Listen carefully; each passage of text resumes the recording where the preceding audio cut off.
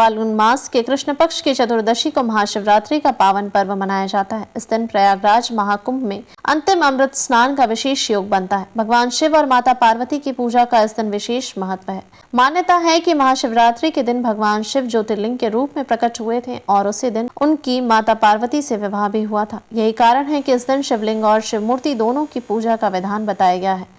शिवलिंग और शिव मूर्ति की पूजा में अंतर। शिवलिंग पूजा का महत्व। महाशिवरात्रि पर सबसे पहले शिवलिंग की पूजा का विशेष महत्व है क्योंकि शिव इसी रूप में प्रकट हुए थे। शिवलिंग की पूजा के दौरान जल अभिषेक, रुद्राभिषेक और पंचामृत अभिषेक किया जाता है। शिव मूर्ति पूजा का महत्व। शिवलिंग के अलावा इस दिन शिव मूर्ति की पूजा भी की जाती है क्योंकि इसी दिन भगवान शिव और माता पार्वती का विवाह हुआ था, इसलिए शिव मूर्ति के साथ माता पार्वती का भी विशेष पूजा की जाती है। पूजा की विधि और परिक्रमा का नियम।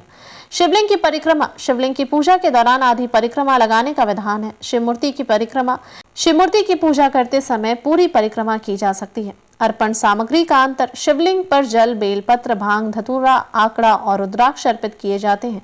शिव मूर्ति पर जल चढ़ाने के बाद वस्त्र भी अर्पित किए जाते हैं जो शिवलिंग पर नहीं चढ़ाए जाते। शिवलिंग महादेव का निराकार रूप। शिवलिंग महादेव का निराकार स्वरूप माना जाता है जिसे दिगंबर रूप भी कहा जाता है। शिवलिंग विन्यास में माता पार्वती, गणेश, कार्तिकेय, नागदेव और अशोक सुंदरी का स्थान पहले से निश्चित होता है, इसलिए उनकी पूजा स्वाभाविक रूप से हो जाती है। शिव मूर्ति महादेव का साकार रूप। शिव मूर्ति भगवान शिव का साकार स्वरूप दर्शाती है।